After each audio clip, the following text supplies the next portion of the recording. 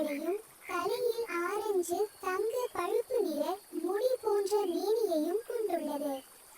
பெண்களின் தொடையின் உட்புறத்தில் வெள்ளை நிற ரோமத்திட்டு இருக்கும். இது பொதுவாக 9 முதல் 10 வரையிலான எண்ணிக்கையிலான குழுக்களாக பருவகாலத்தை பொறுத்து குட்டிகளுடன் அல்லது இல்லாமல் வாழ்கிறது. இதன் உணவில் பழங்கள், தளிர்கள் மற்றும் இலைகள் உள்ளன.